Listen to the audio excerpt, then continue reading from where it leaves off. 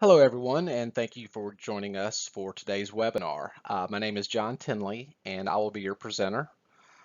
Just so everyone knows that they are in the right place, today I'll be presenting a high-level overview of HP's ALM Octane. Again, this will be a high-level overview, and I've designated several breakpoints during the presentation for us to pause briefly so that I can answer any quick questions you may have.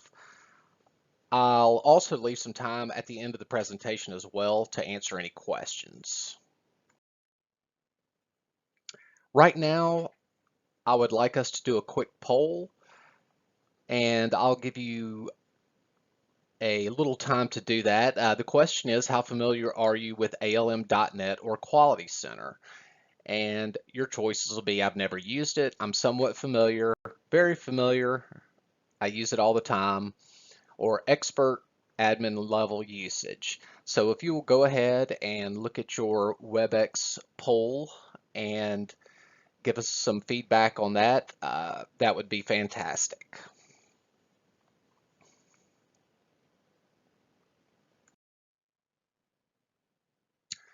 All right, a quick introduction, a little bit about me.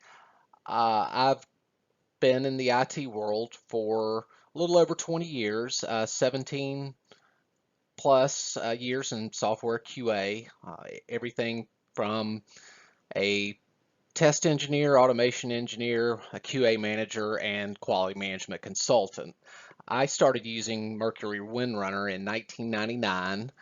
And as you probably know, Mercury was bought by HP, and I've been able to see the evolution of these products all the way up until today. I've worked on over 200 IT products all over the country, as well as some international projects in Europe, Central America, and the Middle East. And there's always something new, and I always see new challenges. So I'm glad to be here. So, what is ALM Octane? HP describes it as the next generation of application lifecycle management software for speed, quality, and scale. So it's scalable enough to be used for a waterfall approach, but is really built around the agile DevOps concepts. So what they're saying is IT teams need to plan, design, code, and ensure the code works and be able to deliver the software so it can be easily and securely consumed and scaled.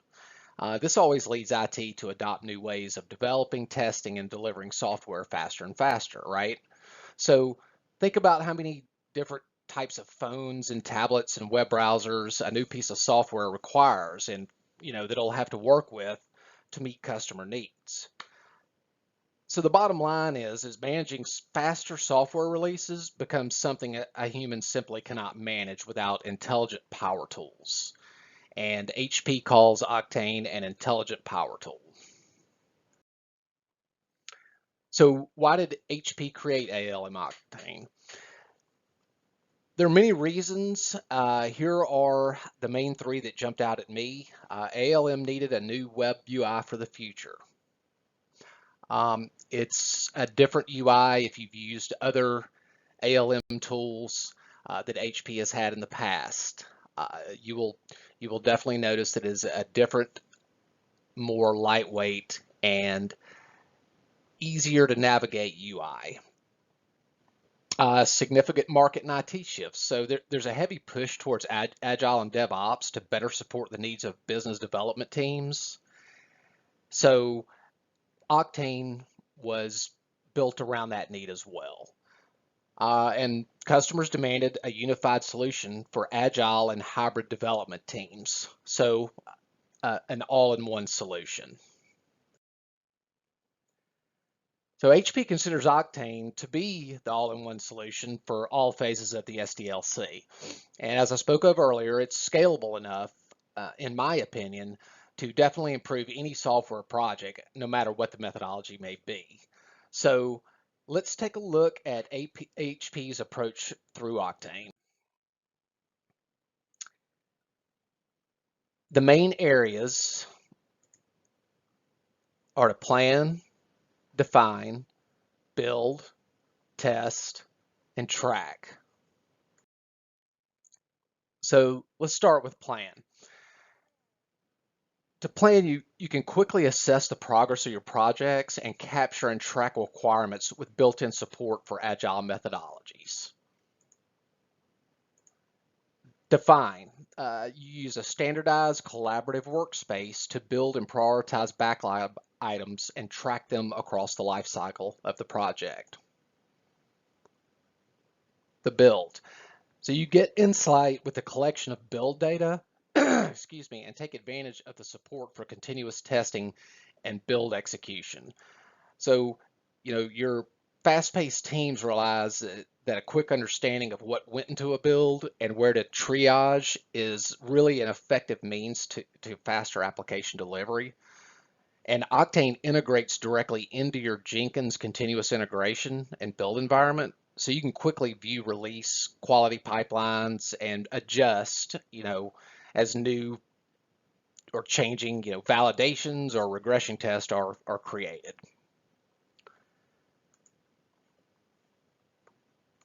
Test.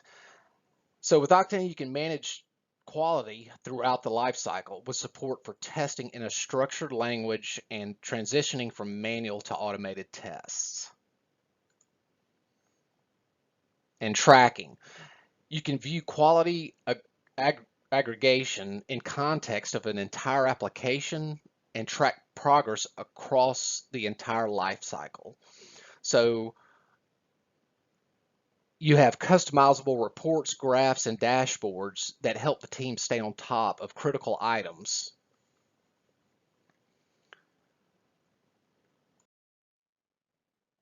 More to the new approach for Octane.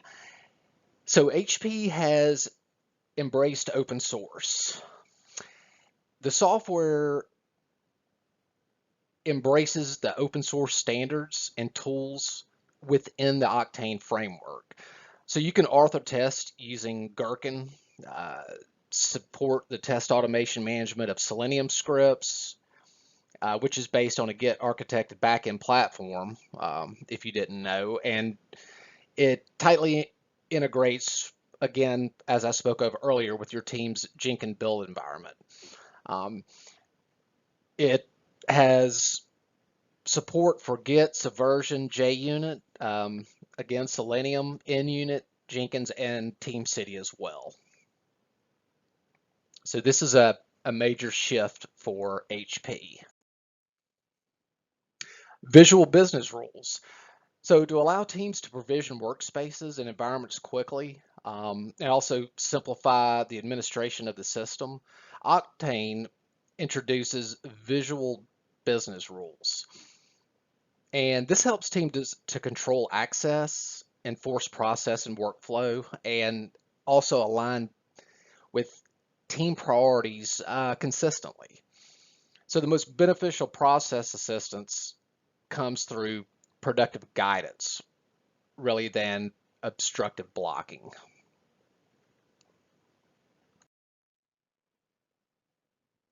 Asset sharing, reuse, and tagging.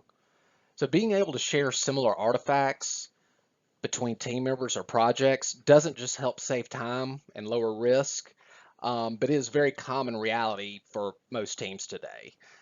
So using the application modules in Octane, your team can easily assign tests and defects and user stories to a specific application release, and can use custom tagging that quickly filters and views items across the life cycle.